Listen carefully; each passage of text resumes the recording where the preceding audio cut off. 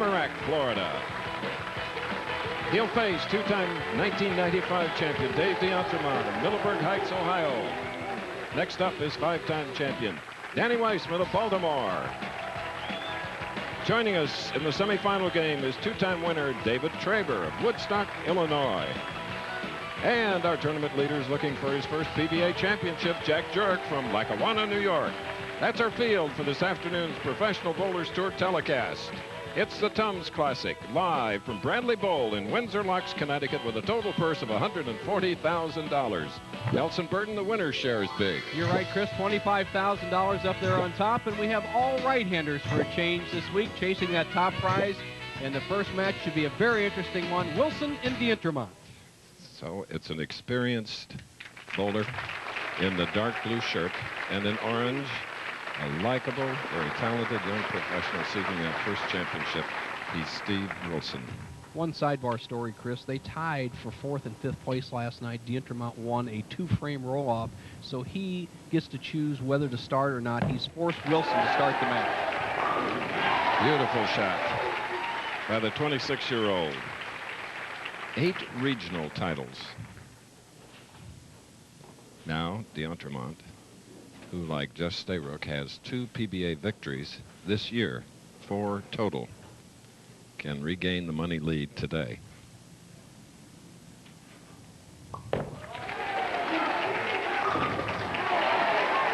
Powerful ball, though. Well, Chris, he's been on a roll all year long, and he's always had the ability to be among the top players on the PBA Tour.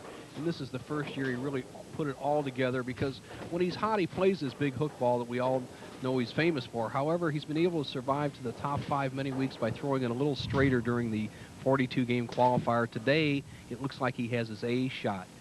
Takes the full grip, rolls that wrist back in a very contemporary way. The big guy can really do it. So didn't trip the 4-pin on the left line of this championship pair in a house that has 44, magic number. 44 lanes, that is. DeEntremont not making the same mistake that we see Ringener last week. He's going a little bit more direct at the 4-pin. That was the undoing of Ringener last week at the Bud Light tournament. Dave sticking a little bit near the line. Synthetic lanes, synthetic approaches this week. It's the wave of the future, and it's here on the tour. I believe more than 50% of the tournaments we bowl are now on synthetic lanes instead of wood. Beautiful double by Steve Wilson. His best this year was 6th at Peoria.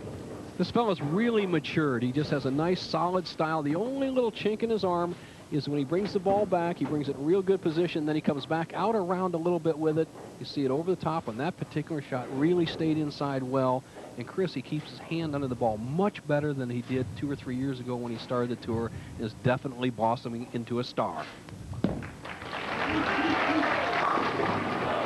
10-pin? We may see some 10-pins today. The pocket is very accessible. The lanes are very smooth.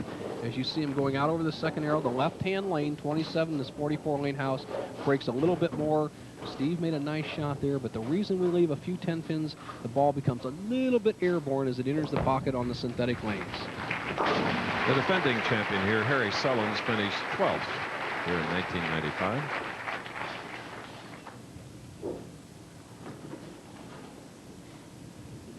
DeEntremont preparing, winning in Peoria, and then the Choice Hotels Classic. And the challenge as well for another 25.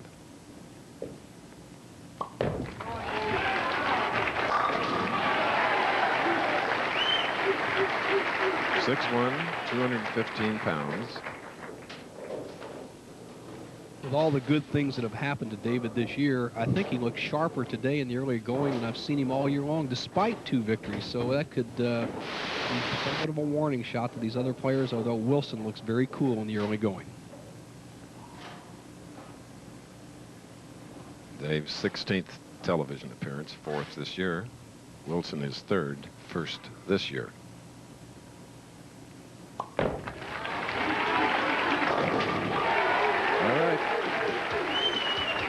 We're in our first game, 1 pin separating these two pros.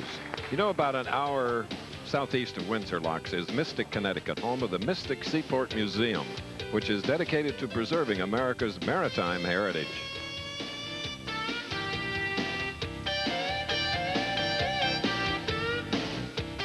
At Bradley Bowl in Windsor Locks, Connecticut, our 22nd year coming here for great bowling. 5th year for the Tums Classic. Now leading by 1 pin, can increase it to 11. Double up, 5th frame. Steve Wilson, Tamarack, Florida.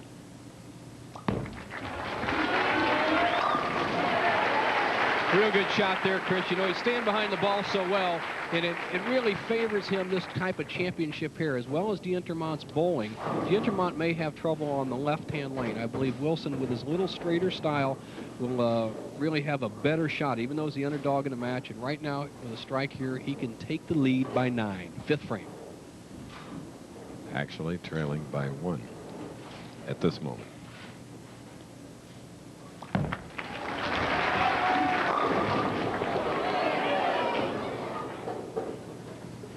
Almost got the messenger. Left a solid 10 in the 3rd. Makes a slight adjustment, sends the ball a little bit wide. Instead of breaking at about 45-foot mark towards the pocket, it goes down about 46, 47 feet. And he leaves that lonely old 10 pin over there. Used to be the hardest spare in bowling. Now the 7 pin is now the hardest spare. Continues to mark. As we indicated, only his 3rd ever television appearance. Handling it very well. And what I have to qualify on that spare, Chris, I mean the toughest single pin spare. I think the reason the 7 is now the toughest is the proprietors, even the PBA, has a tendency to put a little bit more oil in the center of the lane, elevates the scoring environment. There's the spot. 11 pin lead by D'Entermont. Here's his style. D'Entermont would just uses all 17 feet of the approach. He's kind of hanging off, but the key to D'Entermont is his good high backswing, and watch his wrist action. I believe he has one of the best wrist actions as it comes through this area, keeps that wrist cocked, and releases it on the upstroke. You don't want to throw it down in the lane. Much more knee bend than I've seen from him in the other years. As he sets up perfectly here, strikes in the 6th, he'll have a 21 pin lead.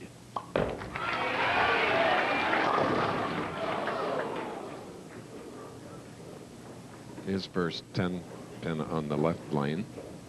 3 10 pins on that lane. The reason being that lane hooks a little bit more, even though they're synthetic lanes. The old wood surfaces, the cribbage, the underlying part of the lane still comes through with a little bit of characteristic. That lane still hooks more than it did than the other lane has for 20-some years. And that was the voice of Nelson Britton Jr., who won here in not only 1974, but also 1975, back-to-back bow. Long time ago. I don't know. I think the money's already been spent, though. Or invested.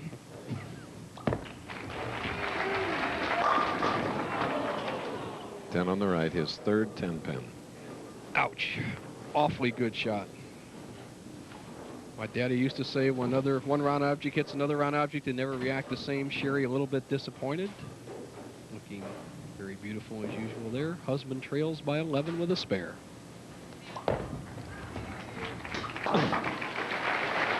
Just stayed up long enough to cover the 10 pin. Next Saturday on ABC Sports, Pro Bowlers Tour strikes out for Pennsylvania. We'll be back at the Convention Center. That's right, Arena Bowling in Erie, as defending champion Dennis Oran battles bowling's best in the Splitfire Spark Plug Open. That's next Saturday, 3 Eastern, right here on ABC Sports.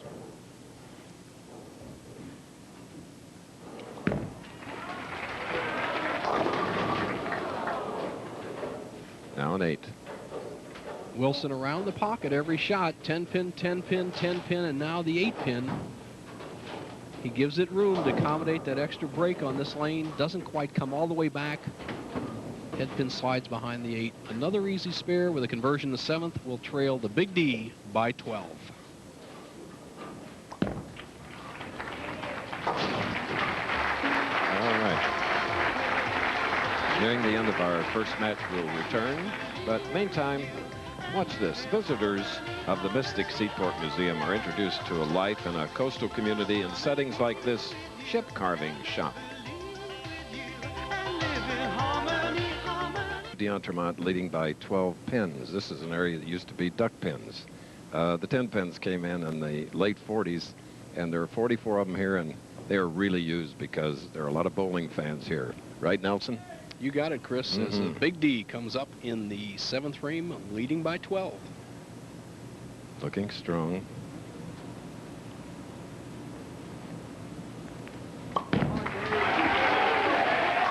He had a spare working, and that shot came in the 7th. Here's Bo again.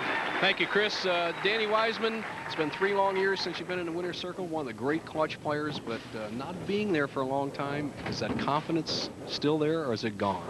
Well, I think it's been there. It's just, you know, going through a lot of the personal things that I've been through since my dad passed away. My mind hasn't been totally on bowling 100%, and I'm getting my life back together, and the confidence is coming back, so look out, guys. A lot of money out there for you. You get to keep the whole paycheck this week, huh? Yeah, it's pretty good. I'm very happy with my performance this week, so we'll see what happens. All right, Chris, it'll be in the next match. Back to you. And Dave d'Entremont is really performing.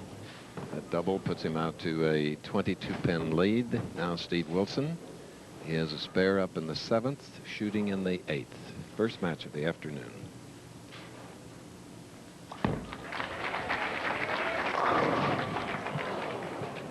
A 7. Well, the difference in this match so far has been the power of d'Entremont. All the players have been in the pocket, not a single ball out of the pocket. Yet Steve Wilson, with 3 10-pins, an 8-pin, the 7-pin, has not been able to put together a string. And d'Entremont has snuck out to a 23-pin lead through 8, but it's not over yet. Wilson is a determined young man with a lot of talent.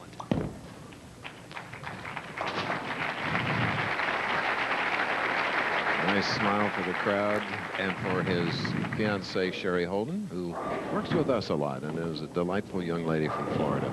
She's a sweetheart. You know, the 5 players this week, Chris, the average age that they started bowling comes out to 5.6 years. Jurek, our leader, was started at 5, Traber at age 7, Wiseman 5, d'Entremont at 5, and Steve Wilson 6.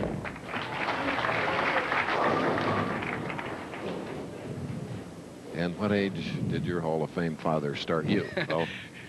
Chris, as we watch this replay, I had the luxury of starting with a duck pin ball at the age of 2. As you see the ball sliding by the head pin, he gets a good kick off the left sideboard, leaves the 2, easy spare, but he's in trouble through 9 frames.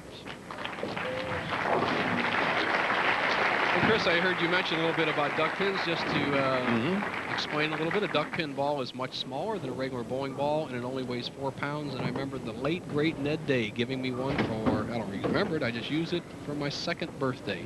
The automatic pin setters, however, will not pick up the small balls, so everybody has to use the big one. Okay. That's 3 in a row as we remind you that tonight, a world premiere special event on the ABC family movie. Stephanie Zimbalist stars in an incredible adventure filmed against the breathtaking background of Kenya, the great elephant escape. Then, Jeff Fahey stars in an all-new episode of The Marshal. All tonight, ABC. d'Entremont with a chance to take this off the sheet for $259.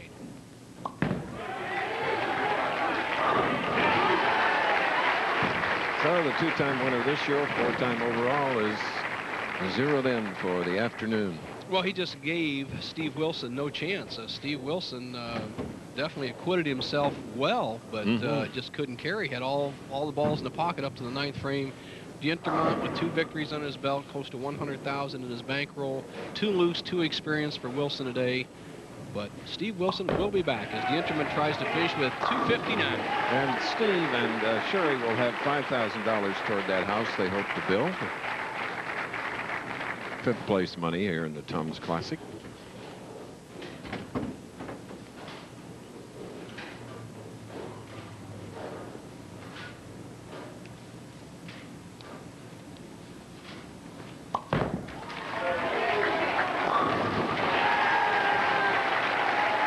$259. Dave d'Entremont. Steve Wilson can finish with a 215 with 3 strikes. Will not be enough today, although a solid performance.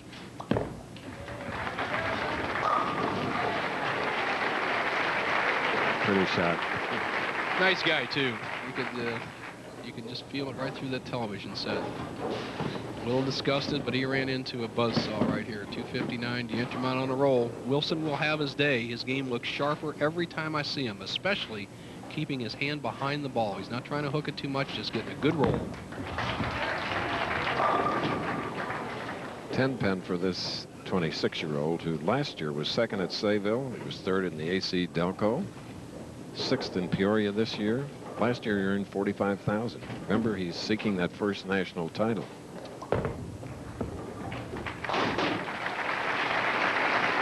So it's 259 to Steve Wilson's 205. This ABC Sports presentation of the Professional Bowlers Tour will continue after this message and a word from our ABC stations.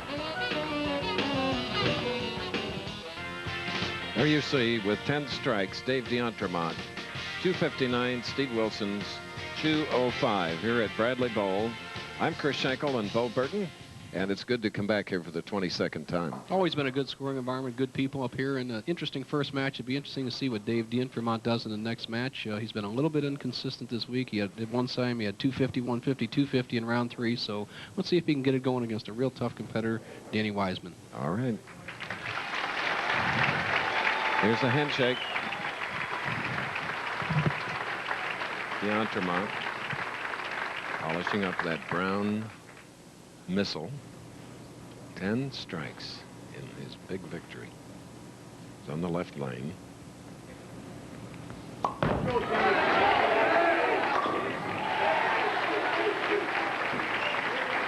Just beautiful, wasn't it? In that 1-3 pocket. Now, Danny Wiseman wearing contacts now.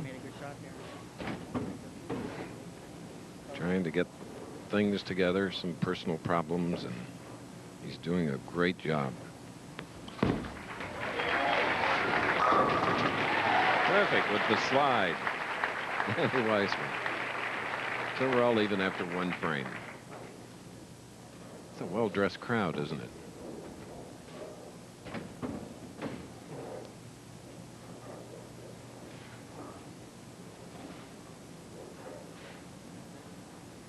Won his first title in his hometown of Baltimore at a center once owned by the Colts legend, Johnny Unitas. And just as consistent as Johnny Unitas. You remember Dave D'Entremont had 10 strikes in his victory in the first game. He opened with his 11th of the afternoon, now shooting in the second frame, second game. Oh, yes. Oh, perfection. You're right, Chris. With me, Steve Wilson. Steve, you bowled very well against D'Entremont. He's red hot. However, the key looks like the left-hand lane. Both of you are a little off on that lane. Yeah, the left-hand lane was a little tighter, forced us in a little bit, and got a little over-under there. And I made a good shot in the 8th, left a 2-pin. And I just had a little trouble with that lane, but I think I got a little too aggressive with the shots in the middle of the game. Well, your game looks sharp. Good luck next week in Erie. Thanks. Back to you, Chris. All right. So we'll make it a 3-bagger. Opening with 3 after his big victory against Steve Wilson. Danny Wiseman is 27 years old, 5'10", 165 pounds. 4 national titles in 7 years. A PBA member. Best this year, 32nd in the Baltimore Open. It's a nice style, though, and he, too, has a 3-bagger. You're right, Chris. It's a very oily style. It's a 4-step delivery with 4 pronounced long steps and then a real long slide. What I like most about his game, though, is how steady he is with his head. There's not much vertical movement in here. Watch the head come all the way through the area. The long slide, that is excellent form. And that's what we saw from Danny in the first 3 or 4 years out here on the tour. It looks like it's back, and he's a good guy. Still young at only 27 years old. Both players perfect through 3.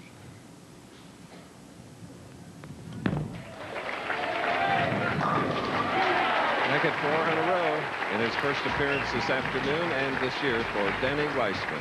Going to take a break, and then we'll return. If you're visiting not too far away Mystic Seaport Museum, you can explore gallery exhibits like these figureheads. All right, Dave DeEntremont, round of applause. He has 3 in a row. His opponent, Danny Wiseman, has 4 in a row. Second match, if you just joined us, Dave DeEntremont defeated Steve Wilson with 10 strikes, 259, 205. High hit, 3, 6, 10. Having some trouble with the approach. Bo? Chris, well, it looks like he little sticks on the approach, but he's soft with this shot, and it breaks early, avoids the 3, 6, 7, 10 split, across lane, try to hit the 3 and 6, the ball, take out the 10. Chop the 3 and the 6. It's an open frame. Bo?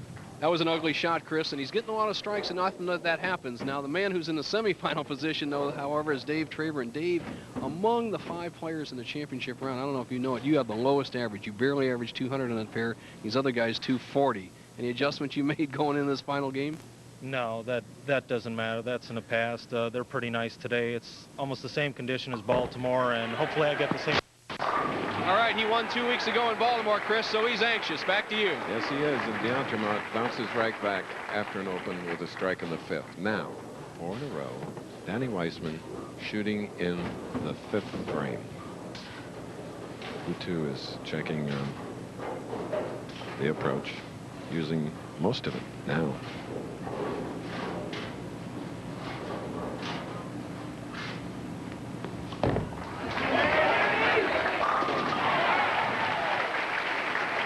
Bagger for Danny Wiseman. I tell you, you can watch Danny Wiseman even in a mirror, Chris. I've seen this player bowl left-handed, and he bowls identically left-handed and right-handed. He's only a few pins different. He has that real long flowing motion, and he's got a nice wrist action. Now watch how he plays lanes. He's actually dead perfect for this pair, and the key is his wrist action.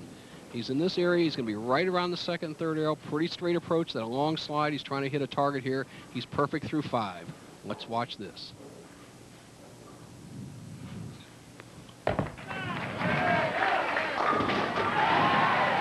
He's halfway for a Tums $100,000 bonus for a perfect game.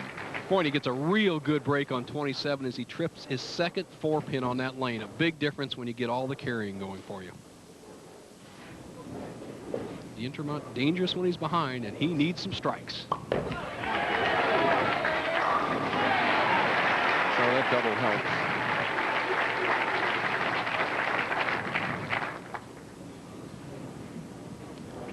The Big D bowls a little different style than his opponent, Danny Wiseman.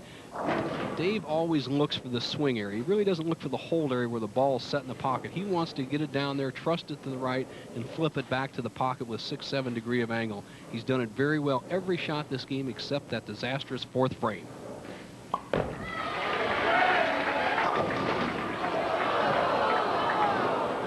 Big 7-10. Well, he goes too deep. You know, we talk about a 45 feet down the lane, the ball breaking to the hole. Dave sends it out there, gets it back about 48 feet, and right now he's in real trouble as he needs to get either the bounce of 7 or the 10 out.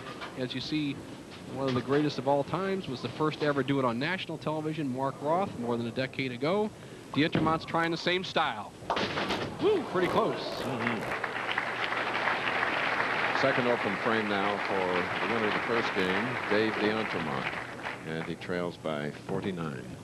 Now with 6 in a row, shooting in the 7th frame.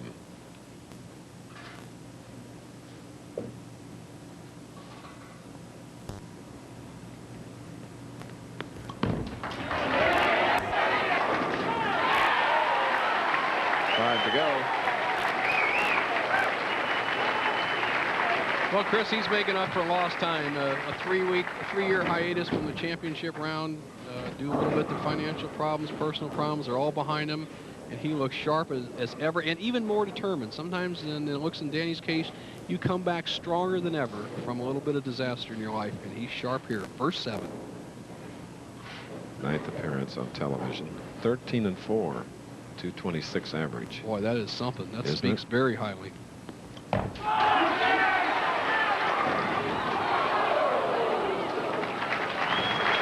So the string ends at 7. Another pesky 10-pin on the left lane. Pretty good shot. Gave himself a chance. He's had a lot of good carrying things happen. He's a little bit disturbed by a still photographer from one of the local areas walking down the lane. Although this spare should be easy for Danny, he has this match well in hand. Even if he'd happen to slip by this 10-pin, he has a 58-pin lead with a conversion. Going at a 2:59 pace. The best D'Entremont can do is 2:31. We're in our second match of the afternoon, and we'll return with more of it following this.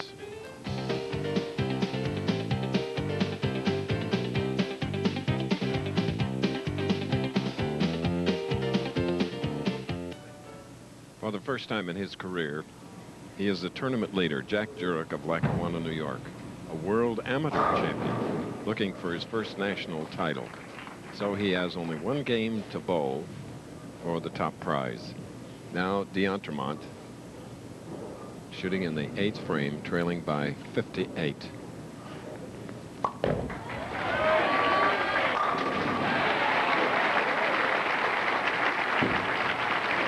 Well, D'Entremont has bowled so well today on almost every shot except the 4th frame and the 7th frame of this game. He actually got a bad break as he left a swish in 7-10.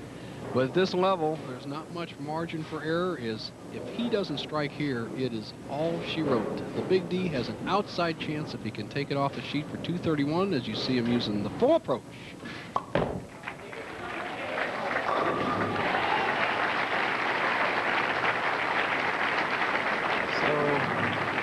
D'Entremont needed $5,695 to tie for the money lead at $99,710. Well, Chris, if Danny Wiseman gets a mark in either one of the next 2 frames, what will D'Entremont get for 4th place? Because that's where he's going to end up. 6,000. Sounds like pretty good to me. He'll take the lead. Secondary in his thoughts, however.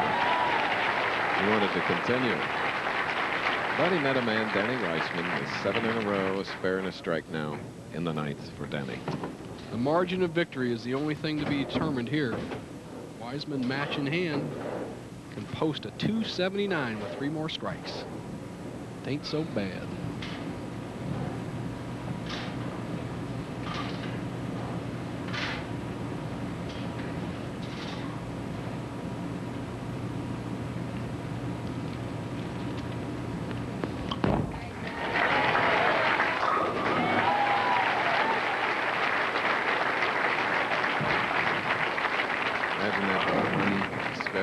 Strikes for Danny Wiseman. Well, he's playing the lanes just perfect for the oiling pattern that's out there. The oil is down 36 feet from the foul line, 24 feet of break, synthetic lanes.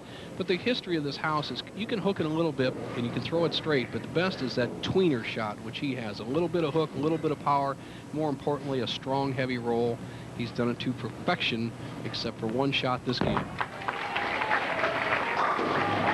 And his opponent, Dave D'Entremont, in the first game had 10 strikes with his victory over Steve Wilson.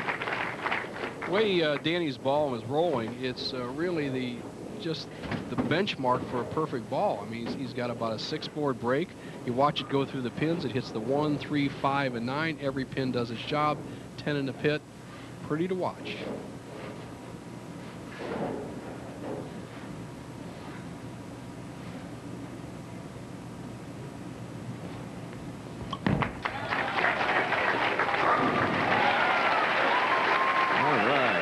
He matches his high of the week, 279.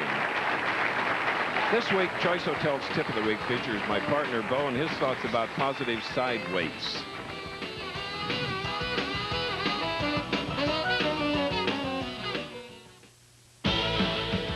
ABC Sports presents a winning never gets old bowling tip, brought to you by Quality, Comfort, Clarion, and Sleep Hotels. As we get older, we can't crank that bowling ball like we used to. However, there's a drilling technique that'll help us get back some of that hook and drive. Now let's look at a normal drilling. The holes are drilled right on the center of the bowling ball, and the bowling ball weighs an equal amount on both sides. This will give you a nice even roll down the lane, but not quite the finish and power to really mix those pins. Now, a normal drilling, as I said, is right on the center of the label. Both sides of the ball weigh exactly the same, and I get a medium hook. Now, if I want more hook, we can go with positive weight. That's where the label is drilled slightly off to the right, making the left side of the bowling ball, that's the side rolling towards the pins as you go down the lane, weigh at least 1 ounce more than the other side of the ball. That allows it to break much sharper and increase the pin action. So if you're looking to get back some of that power and drive, see your pro shop operator, and he can drill you a bowling ball with positive weight. Remember, winning never gets old. Look for future. Yes, here in Windsor, Connecticut, a winner in Baltimore this year. David Traber steps in to go against red-hot Danny Wiseman in the semifinal match. Jack Jurek is the tournament leader, waiting till our next game is completed. Red Burnham, one of our all-time favorite general managers of any bowling establishment. Good guy, Chris. He's been around here all the years that I've known him and always hosts a great tournament. And we'll take a look at the field this week. 165 players, overall average 205, 219 in top 24. Furpo having a good winner. Mark Williams, Rojo, Moser, steady as ever. Harry the Legend Sullen says hi to his fiancée Stacy. Mark McDowell on the comeback. Which super soaper in there? Tim Chris, that's a name you'll hear more of. Big Bill Swanson. The Quaker State man, Steve Hoskins, the Big D, Dennis Jakes, along with Eric Forkel, Beasley, the Dreamer in 23rd. Mike Scroggins is 25th because Mike had to drop out and Wishner went in and fulfilled the last 4 games for him, Chris. Solid finish. Arena action next week. Split Fire Spark Plug Open in Erie, Pennsylvania. That's where we started it on our telecasts. And then the United States Open from Detroit, Michigan, the Joe Louis Arena. 7,000 expected for that one. Well, Chris, and remember the Split Fire last year, arena bowling, so it's 3 out of the next 4 weeks arena bowling. The only time we will not be in arena will be up at the Toronto tournament for the Children's Miracles Network. Now, a man who won his national championship last year, Dave Traber. Breaks up the 7-10. And Bo, when he won that, he defeated his brother, Dale, in the finals. First time that's ever happened. I had my brother defeat me in the semifinals for the Masters Championship in 1980. He went on to defeat Mark Roth, but we have never bowled for a title. My brother eligible for the Hall of Fame in the American Bowling Congress next year. All right, that was a nice cross-lane shot for the 7-pin. And David Traber has that first frame out of the way, whereas Danny Wiseman, look at that, 279, 218.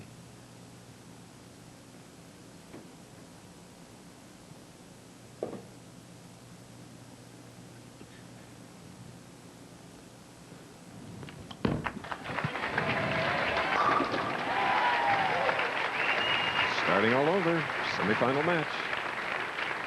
Well, he's known for when he gets on a roll, just spanking everybody out there. The first time he ever bowled in the championship round, he just ran the table against all 4 players in his hometown in Baltimore for his first victory. And he's showing that he can maintain the pace and the consistency and the concentration as he starts off his 2nd game with a strike.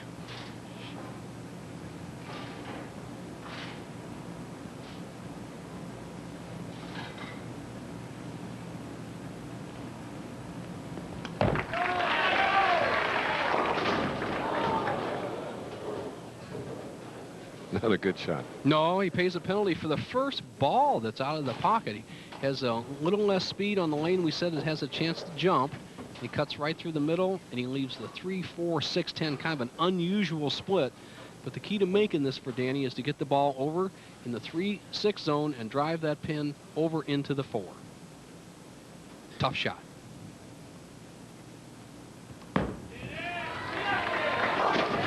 Beautifully done. Boy, he nailed it center to center. There was no doubt about that. The center of the 3-pin hit the center of the 4. The ball did the rest. Watch this. Perfect technique, perfect angle. Now watch how neatly he makes it. There's never a doubt. Boom.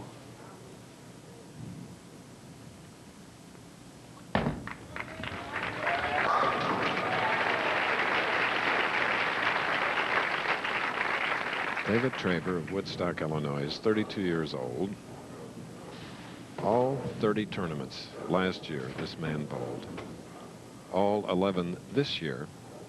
In other words, 67 consecutive tournaments. The record by the defending champion here in this tournament, as we look at Danny Wiseman, is Harry Sullivan's 239 in a row. Nice mixer, getting his double, and out to a 10-pin lead, Bo. Well, championship here, the players have averaged 240, quite a high-scoring environment after 2 matches, and it doesn't look like it's going to slow down at any time today, so it behooves the players to throw strikes. Spares will not get the job done.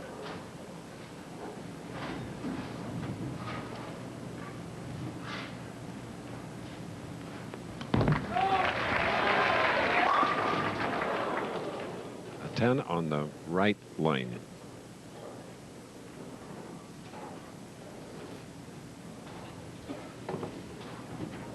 Not much Danny can do about it. I said sometimes on synthetic lanes, the ball gets a little bit airborne, and right here the ball bounces a little bit. 6 goes around the 10. Can't be helped. Part of the sport.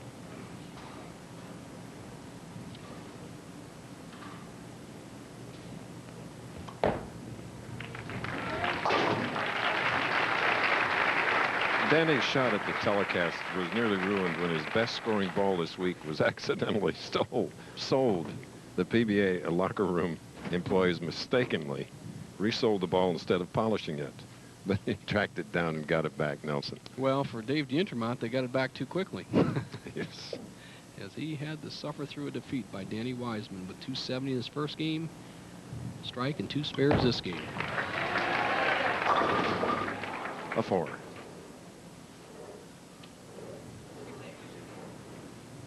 Danny just a little high on the left-hand lane. As we know in the sport of bowling, as you bowl on lanes, they begin to hook a little bit more, and so he's drifted high in the second frame, had the 3-4-6-10 split, which he converted. Now he has a 4-pin, needs to make an adjustment, either with his speed a little bit farther, a little bit more loft on the ball, or a slight move to the left on the approach. All 3 will work. Okay, a close game here in the semifinal. We're at Bradley Bowl in Windsor Locks, Connecticut.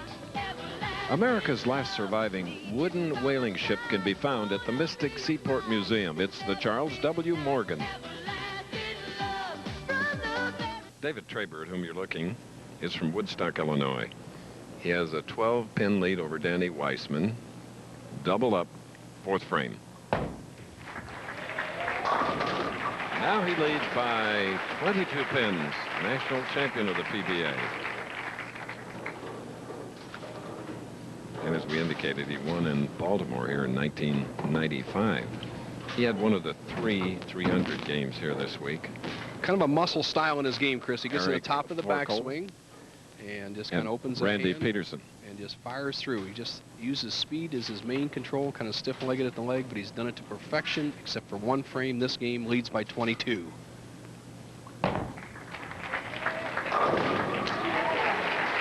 Okay, Bo. All right, with me, the Big D. When everything went your way the first game, then it kind of came unglued the second game. What happened out there, pal? Well, actually, the first game I was kind of fighting the feel on the ball. I didn't really have a comfortable feel, and consequently, I was going a little slower to line with my feet. In between games, I put a piece of tape in, got a real good snug feel, and when I tried to go to line a little more aggressively, I kind of lost my footing a couple shots. So, yeah, it was a good week. You're solid. What's the tougher of the 2 lanes, you feel? I'm left lane hooking a little bit more, and I think Danny's finding that out too right now. Right now, probably the left lane. All right, pal. Good luck next week at the split fire. Back to you, Chris. Okay, Danny Wiseman with a strike in the 5th frame. Still trails by 32 pins, can cut it, though, as he moves to the left lane in the 6th frame. The winner will meet our tournament leader, Jack Jurek of Lackawanna, New York, near Buffalo. Taking his time. And it helps, pays off, cuts the lead to 22. Traber back up now. He has 4 in a row, shooting in the 6th frame.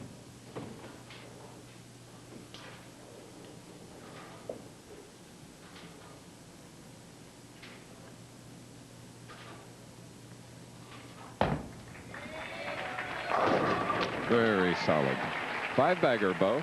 Thank you, Chris Schenkel. Traber looks sharp, but with me is Jack Jurek, our tournament leader. Jack, you got all the experience in the world in college, mostly as a team player. Have you ever been in a position where you had to bowl one game as an individual like you have to do today to win a title? Not anything like this, Bo. This is going to be a first for me. I'm hoping that some of the college experience I had pays off. This may be the one shot I'm going to take my best one. Well, you'll be back more often, but good luck today. Back to you, Chris. David Traber.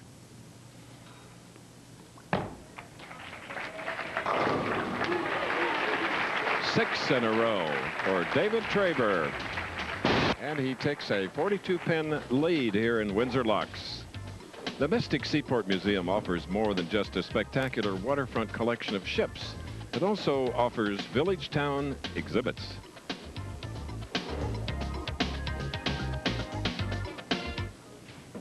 We're nearing the end of the semifinal game here in the 5th Tums Classic at Bradley Bowl.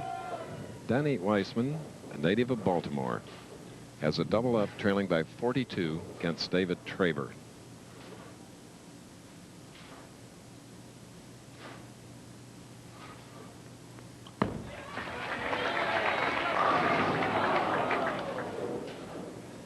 Another 10 on the right lane. Boy, he wanted that shot, too. A key shot. Key shot. Danny Wiseman, who is very deliberate, we're told, took more than the allotted 25 seconds to get that shot off. He will pay a $100 fine. If it happens any other times in this game, it will cost him $1,000. However, he'd rather have that 10-pin, as that was a key shot. He now trails by 43. He could have cut that lead down to 32 with that strike.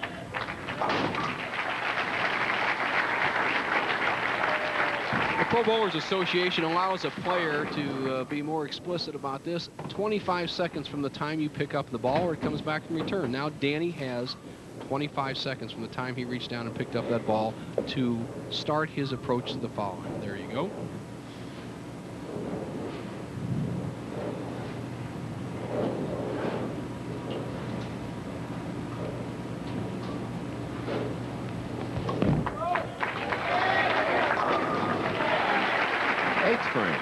Coming up next on ABC Sports, the ladies hit the links in the LPGA's first major of the year. The tour's top players drive for a title at the Nabisco Dinah Shore. Our coverage begins, ABC, next, right here.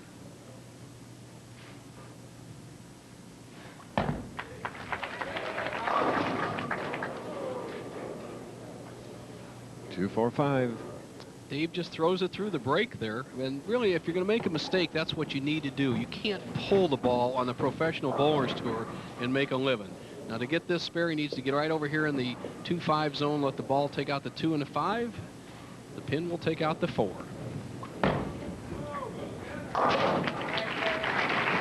Chris, to finish that up, you just cannot pull the ball left the target or reduce your speed or decelerate your arm swing, as wife Melissa looks on the Pro Bowlers Tour. There's too many great players out here, and you give them a little mistake like that, pulling the ball, you'll always pay a penalty. You have a little bit of a chance if you hit light, as Traber did with a spare. Right now, he is going at a 2:47 pace. The best Wiseman can do is 2:37. Ninth frame shot, 2-4-8. A little tougher shot here. You got to take out the 8-pin. You don't have to worry about the chop of the 2 off the 5, but the 8-pin is a much more formidable foe. You see him throwing the ball right between the first and second arrow. Head pin goes to sideboard, nicks the 5-pin out. What he needs to do here is hit the 2-pin dead on. The ball will take out the 2 and 8. The pin will take out the 4. Perfect. Next Saturday, ABC Sports, the Pennzoil Flies, the Professional Bowlers Tour, rolls into Erie, PA. Defending champion Dennis Horan battles bowling's big guns on special lanes set up at the Erie Convention Center, as it was last year. It's the Splitfire Spark Plug Open. Next Saturday at 3 Eastern, ABC Sports. Danny Wiseman cannot win this match if he doesn't strike on the next 2 balls.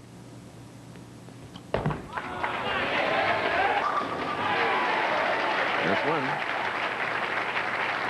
Maintains his form all the way through the shot. Had a little heel stick on the foul line, but it had enough good things going in his approach to save the shot. Buried it solid in the hole, and he's kept himself in a position to win the match.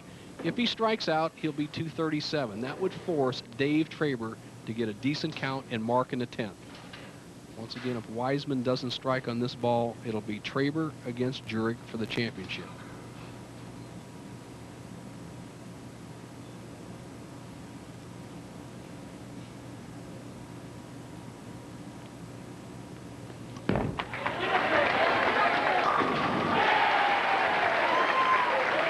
Okay. As I said earlier, Chris, he needs another strike to force Traber to mark. Pretty simple.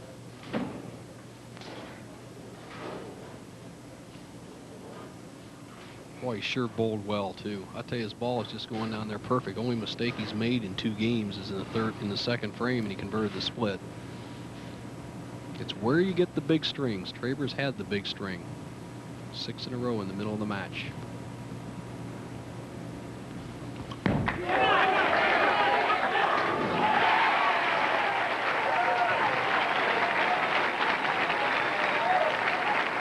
Depending on Wiseman gets on this last ball, it would force Dave Traber to get a mark. Depending how much he gets, how big a mark Traber needs.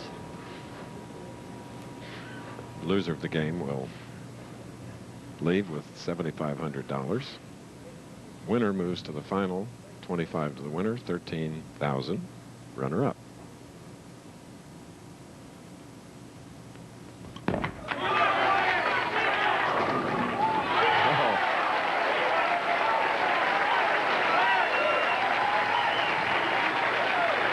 Danny has to be pleased.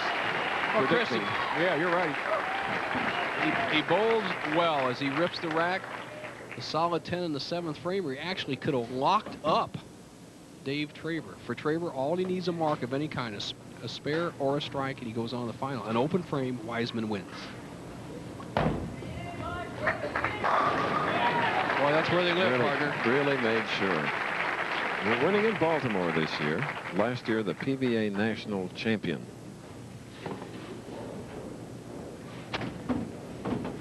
Dave Traber is going to keep a record intact that he's had his whole career, and is basically this: whoever beats Traber wins the tournament. So if he happens to lose the championship game, obviously Jurek wins. All the rest of the time, Traber has gone on to win the title. 244 with a spare, that's enough. Big scores today: 259, 274, 237, and a possible 244. So that's what it is. It is Jurek and Traber for all the money. This ABC Sports presentation of the Professional Bowlers Tour will continue after this message and a word from our ABC stations.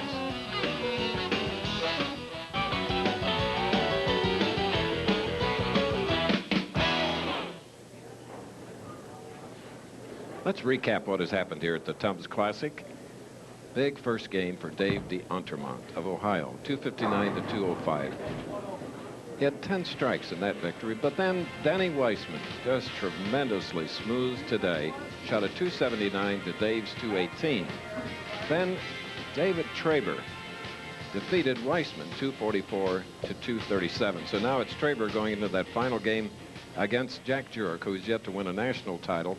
Best finish this year was 104th last week. It's only his 4th tournament of the year, but he's a former world amateur champion, so look out. Jack Jurek and Dave Traber. Nelson?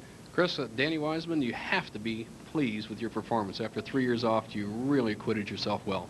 Well, for the first time in 3 years, making a show and performing like that, I'm very pleased. You know, I had nothing to lose, everything to gain, and you know, this is just a beginning. So I'm just so happy with myself.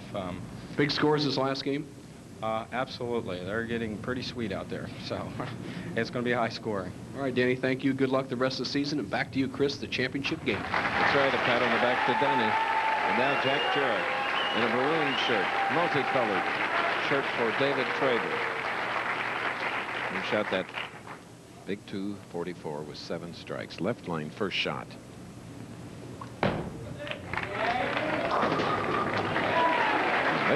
And he'll take it. Strike for Traber. Now, here he is. 31 years old, 5'9", 170 pounds. from Lackawanna, New York. That's near Buffalo. First time as a leading qualifier.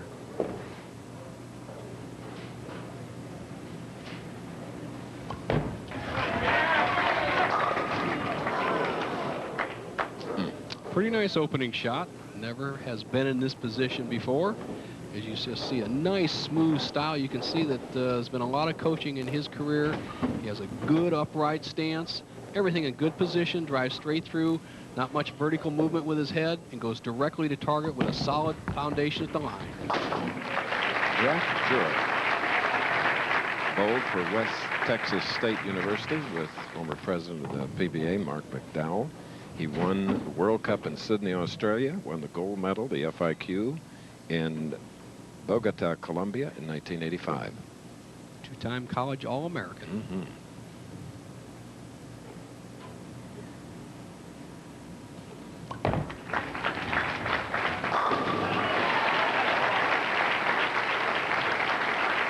Well schooled in this game of bowling. Well, when you have the fundamentals and you start at the age of 5, as he did, and has good coaching and obviously the God-given ability, you can't do it without that, you're going to get a lot out of your game, as he's going against a man who can throw his hat in the ring as one of the leading contenders for the early player of the year, Dave Traber, if he can win. Oh,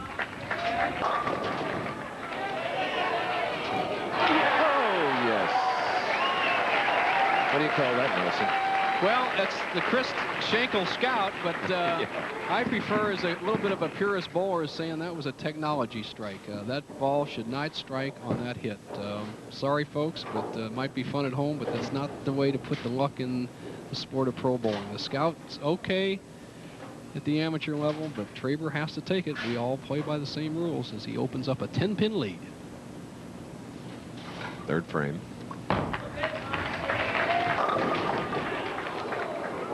A 7. However, there is reciprocity in this Yes, sport. yes. He should have carried that one, so tit for tat. Now let's see how he attacks this 7-pin, especially the synthetic lanes. You need to have at least a 45-degree angle across the center of the lane to cut across the oil. That's more like it. Phil Ringener would like that shot right there. That's a good lesson to learn. Right. You've got to cross that center oil at least a 45-degree angle to get a dependable result in making the left-hand corner spares.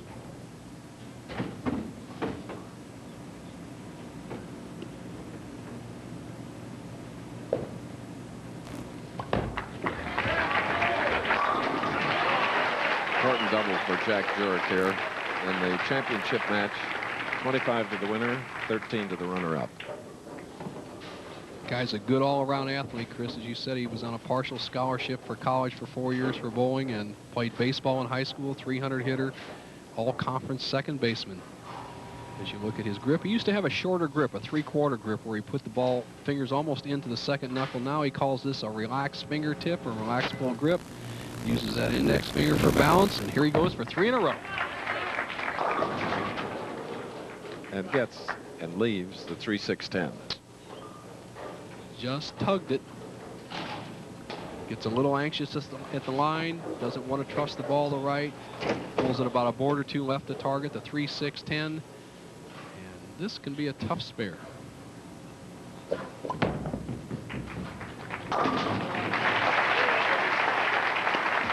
right, we're nearing the halfway point of the championship match of the Tums Classic. And we'll be back. Today's Tums Classic Championship trophy is on board the Joseph Conrad, docked at Mystic Seaport Museum.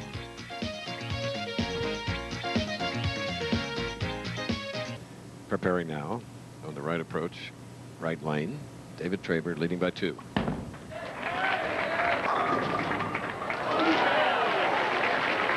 Runs that right lane.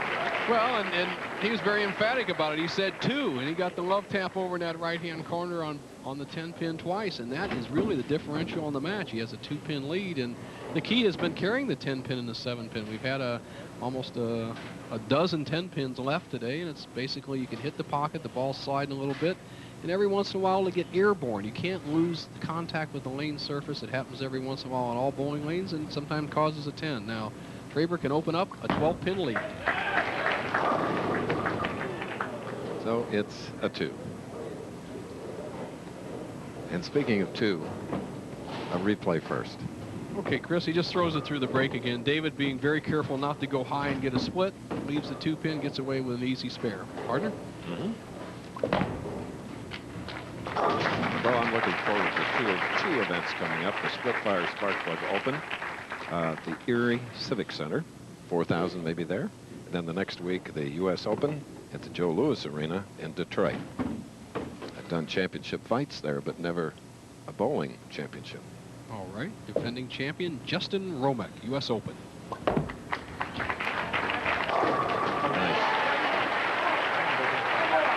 Keeping pace. This 31-year-old, 5'9", 170-pounder. Can definitely throw it better than that.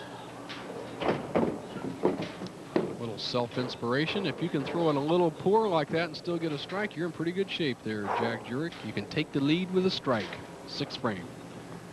Took the tournament lead on Thursday and hung on to it.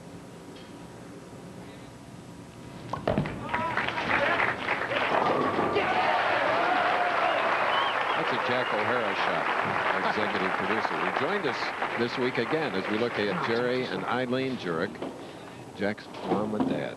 Boy, were they nervous before the championship round, and they're so proud of their son, win or lose. Nice, nice people.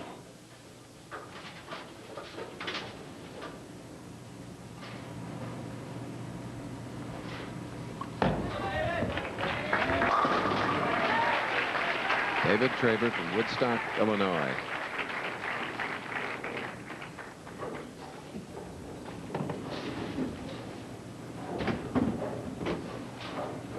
Melissa.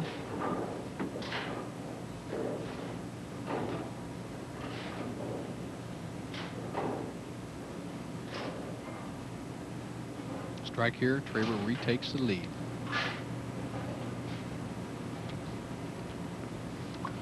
There you go. All right. Open with a double, spare, strike, spare, double. David Traber. Close match so far, and the average winning score over 22 years, Chris, has been 27-pin differential between the winner and the loser. So for the first time in a number of years, we've had a tight championship match with it going back and forth, back and forth.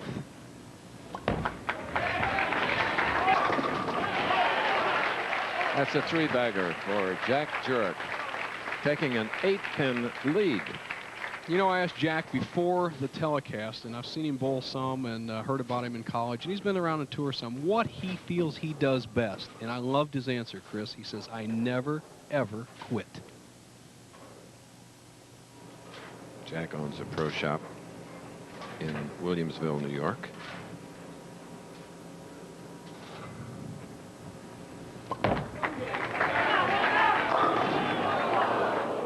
Pinched it just a little. And as you heard him doing his own commentary, I pinched it a little bit. That means he just squeezed it a little bit at the point of release. You want to keep that ball pressure on your hand as smooth and as consistent as possible. He tried to hit it a little too much, drifted high, left the 4.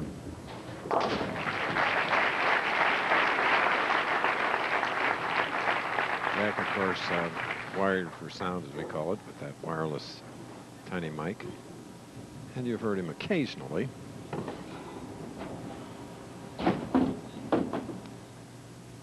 It's up to the bowler whether he wants to use it or not.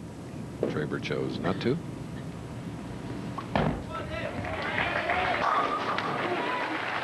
And that puts him up by 3 pins with the 3-bagger.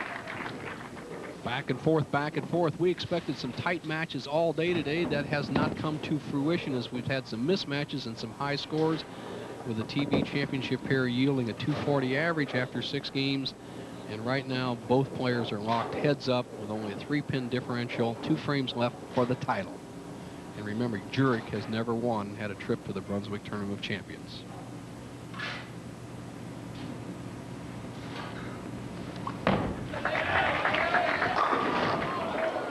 A 10-pin. As usual, conducting this event, Johnny Campos, tournament director, Kevin Shippey, our coordinator, and David Schroeder. A little different commentary from one player to the other. Dave Traber tells himself, I can't throw it any better. Obviously could have gotten a better result. Well, that was a spare in the 9th frame for Traber. Spare up for Jurek. He'll be shooting in the 9th now. What Jack Jurek has a chance to do, and he's never been in a position like this before, is throw a strike in the 9th, in the first 2 10 strikes in the 10th, and lock up Dave Traber. Shut him out sitting on the bench. See what happens.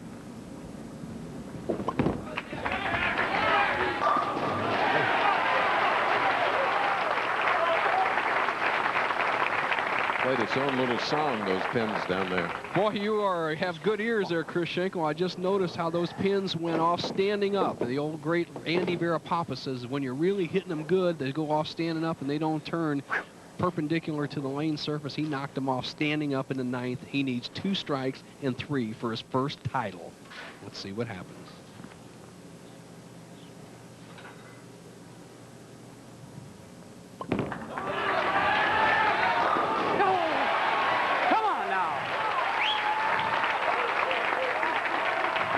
It's pumping. Watch this reaction.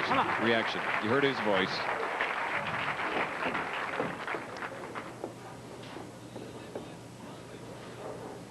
I can't believe this is happening to me.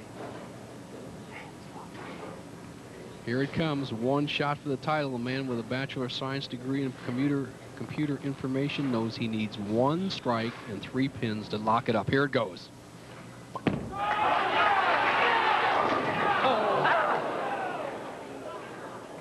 Here's what that leaves. An opening for Dave Traber. At least I didn't yank it for a change. Giving himself a little pep talk. He said, I didn't yank it. Maybe in previous poor experiences in the clutch, he pulled the ball through the nose, looked at the scoreboard. The spare is almost a mute point. What Traber is going to need is at least 2 strikes to win the title, and then a short count. Let's see what happens with the spare.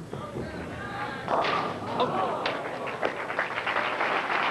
That pin doesn't mean very much, Chris. What that does is made Dave Traber need 2 strikes and 4. Remember Traber's victory in Baltimore. He stood up against Walter Ray Williams Jr. threw clutch strikes in the 10th frame to win, and then 3 strikes in the 10th to nose out Eric Forkel. Once again, he needs a strike on the next 2 balls and 5 pins for the title.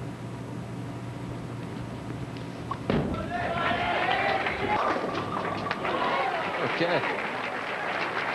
Boy, he trusted it. 42 games, 5 days. Dave Traber looking for his 3rd title. Needs 1 more strike and 5 pins. Our cast today, 2 young bowlers, Steve Wilson, Jack Jurek, 2 veterans, David Traber, to whom you're looking, and earlier Dave D'Entremont. Make that a strike and 4 pin. The strike is the first thing. And Danny Wiseman, of course.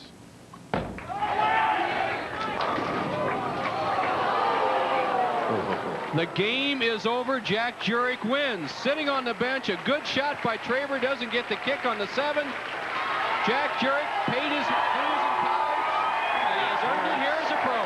Parents standing, proud, cheering. Yes, baby. Congratulations, Jack. All right, we got to talk now, okay? Woo.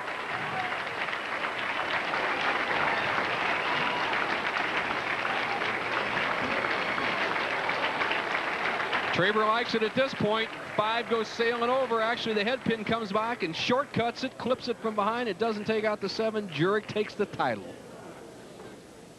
Okay, hugs all around the Jurek family. 231 to 228. Another thriller. We'll be back.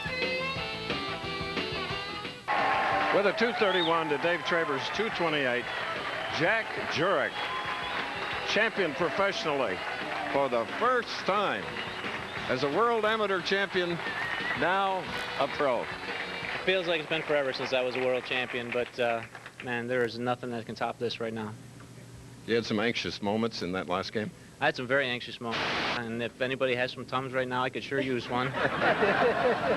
Ooh. The new spokesman for Tums is Jack Jurek. Right, Billy Jensen? Let's get a check here to Jack. And congratulations. Thank you very much. Your first win ever. Thank you very much. Great job. Thank you. Billy's territory manager, Ken West. has promoted this tournament for years and years, and nobody does it better. Holds the trophy pretty well. Thank you, Chris. Jack, on behalf of the fans in New England, my wife Sonia and myself, I want to thank you and welcome you as our champion. You're a fine gentleman, and we appreciate you being here. Thank you very much. Jack, you had 3 people that drove many miles and hours to watch you. Yeah, my family's been very supportive. My girlfriend Sue, she's been great. My cousin and my aunt are here too, so they've followed me for a long time, and it's great to see them here. This gives you that impetus to do more than 4 a year, right? Yeah, I think I might have to consider a few more. It's nice that the Brunswick World Tournament Champions is starting this year, and I'm gonna get a try at the inaugural. It's a great feeling. Your style is so beautiful to watch. There are a lot of viewers, I'm sure, going to try and copy it. Well, I hope so. I've worked really hard to try and get there, and things have fallen into place this week, and it's a great feeling. Thank you, Billy. Ken. Goodbye to all of you from...